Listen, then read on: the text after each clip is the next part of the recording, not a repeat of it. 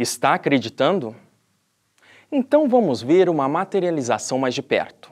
O expositor espírita e apresentador da TV Mundo Maior, José Medrado, participou da materialização do espírito noiva nos anos 70. Uma TV gravou a sessão e o vídeo ficou famoso no mundo todo. Vocês estão vendo aí exatamente a preparação do que eles chamavam da câmara de materialização. Esta câmara de materialização essa câmara de materialização tem que ser escura, completamente escura. Aí é o jornalista holandês fazendo as considerações. Então, esta câmara tinha que ser totalmente escura, então era forrado por um blackout. Eu ficava num quarto, esse quarto era fechado, agora ficava uma porta aberta para uma outra sala. Então tinha que ficar assim totalmente no escuro, porque a luz branca ela tende a queimar o ectoplasma. Então o ectoplasma não se avolumava, não se condensava. Era o colchão em que eu me deitava, essa porta ficava sempre aberta. Então, esse colchão, eu me deitava eu entrava em sono profundo, eu realmente não via o que estava acontecendo, só depois que eu acordava que eles me colocavam, e na época não tinha nessa facilidade que se tem hoje de fotografia, de imediato se ter o resultado. Aí foi uma palma, o cactus, né, Carlos Bernardo aí ao lado, que foi transportado, aí sou eu, no colchão, esse cacto foi trazido, não é? Para este ambiente, nós não sabemos de onde foi trazido.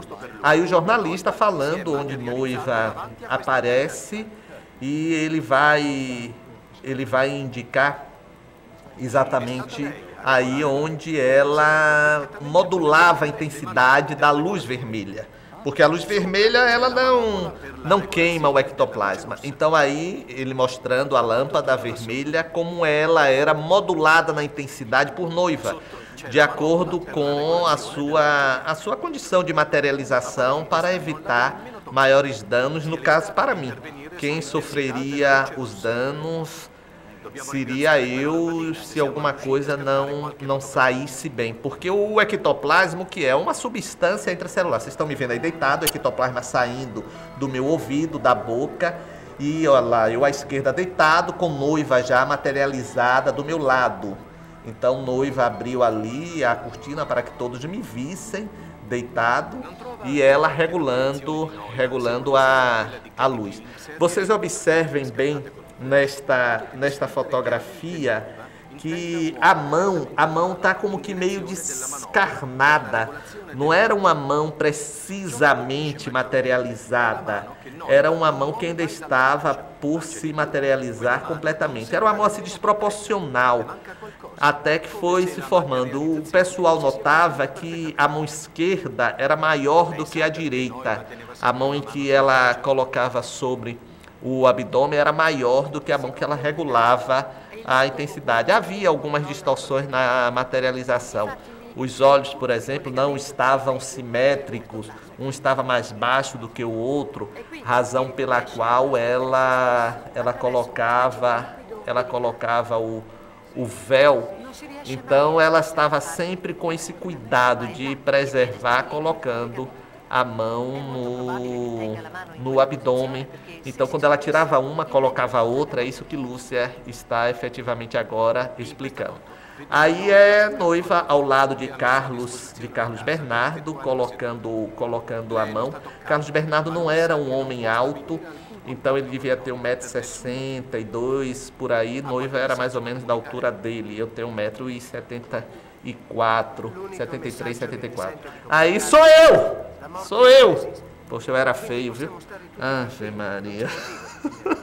Aí sou eu falando, e o jornalista está fazendo ressalva ao meu otimismo, dizendo que realmente eu era um homem que acreditava no futuro e otimizava as pessoas. Vocês estão vendo aí noiva, prestem bem atenção que o olho de noiva está um olho assim meio desproporcional, está grande. Nessa foto dá para se ver bem esse olho direito assim, bem arredondado, não era assim amendoado, era arredondado. Ela não conseguiu com êxito materializar com precisão os olhos. Eu deixei de fazer essas materializações, esse trabalho, quando meu apartamento, onde eu morava, pegou fogo depois de uma reunião que eu saí e as energias não foram totalmente dissipadas. Olá, estamos de volta. E no bloco anterior eu deixei uma questão para o Norberto. Se os espíritos podem se manifestar fisicamente no nosso plano, pode ser algo perigoso? Eles poderiam nos atacar de alguma forma? Tudo, as verdades são relativas. Então, para que um espírito estrangule alguém, vamos imaginar, eu vou ter medo de ser estrangulado por um espírito que não goste de mim. Tá? Ele precisa exercer uma força no meu pescoço muito forte, ele precisa ter matéria, matéria reage com matéria. Para que ele consiga fazer isso, ele vai necessitar de uma grande quantidade de ectoplasma, e essa quantidade de ectoplasma não é disponível assim a esmo. Precisa ter condições específicas, condições adequadas da liberação do médium, médiums de efeitos físicos que liberam um determinado quantum desse ectoplasma e a força de vontade do espírito que quer me enforcar. Então, uma partícula, para que ela movimente a outra, ela precisa transportar um quanto de energia. Mesma coisa a bala de um revólver. Ela é pequenininha, mas ela faz um estrago grande, porque ela tem velocidade. Então, se eu tiver massa suficiente disponível e a força do espírito, ele poderia me estrangular. Mas isso não acontece. Por quê? Porque não tem matéria-prima suficiente disponível. Ele tem a vontade, mas ele nunca vai me estrangular. Eu posso morrer de outras formas, induzido a atravessar uma rua, ser atropelado, a me jogar de uma janela, eu posso ser induzido a me suicidar pela vontade do espírito desafeto a mim, mas não que ele vá me estrangular. Márcia, do ponto de vista científico, há algum perigo, até sob o aspecto de para onde vai esse ectoplasma? Ele não é necessário para que a gente continue sobrevivendo? Vamos deixar claro isso. Se eu afirmei que são energias corporais do vivo, que são exteriorizadas para produzir um fenômeno de efeito físico. Se é um efeito físico, ele pode ser fotografado, ele pode ser palpável, ele deve ser visto por todas as pessoas que estão presentes ali naquele ambiente.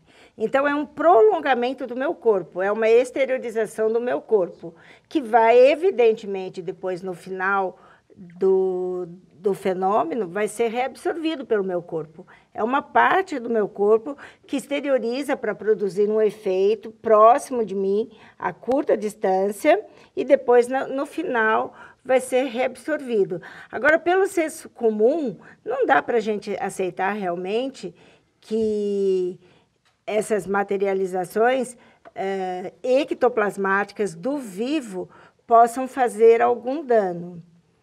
Por quê?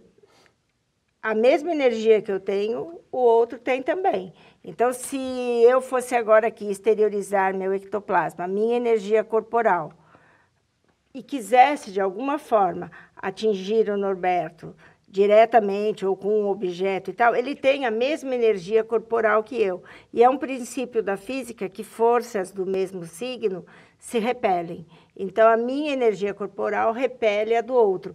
Portanto, nunca a energia corporal de uma pessoa vai agir no corpo de uma outra, nem para fazer mal e também nem tampouco para fazer o bem. Márcia, qualquer um pode fazer materialização? Potencialmente, sim. Todos nós temos corpo, todos nós temos energias diversas, caloríficas, plásticas, motoras, vitais. Qualquer uma dessas energias pode exteriorizar-se, a energia é uma só em diversas estruturas, ao exteriorizar-se vai produzir efeitos diversos. Mas a manifestação é espontânea, é incontrolável, ninguém faz na hora que quer, do jeito que quer. Então, na prática, o que mais acontece são truques. Todo bom cientista, todo bom parapsicólogo deve conhecer também ilusionismo, porque fazer essas materializações usando truques diversos. Tanto é que há um livro do Roberto Quay, que se chama Os Grandes Médiuns, que, na verdade, fala dos truques que os grandes médiuns usaram para quando o fenômeno não ocorre espontaneamente, não pode decepcionar a clientela. Então, Norberto, o fenômeno tem que acontecer com truque. E do ponto de vista espírita? Com relação à constatação do fenômeno, o fenômeno de fato existe. William Crookes, ele foi um pesquisador inglês, em que ele trabalhou muito com materializações. Então, ele constatou a existência do fenômeno. Paralelamente, ele conheceu indivíduos que se diziam videntes. Então, ele foi seguindo as orientações dos videntes e constatou-se a existência da atuação de espíritos desencarnados durante o fenômeno. E ele, de um contestador dos fenômenos paranormais ditos espíritas, se tornou um defensor do espiritismo. Por quê? Porque ele veio conhecer uma nova verdade. E aí é que é o que nós consideramos, né, nós espíritas, a beleza da revelação espírita, que vem nos mostrar que o espírito é uma das forças da natureza. E esse espírito, ele pode atuar na própria natureza, por ser uma das forças dela. Norberto, mas você não me respondeu se qualquer um pode fazer.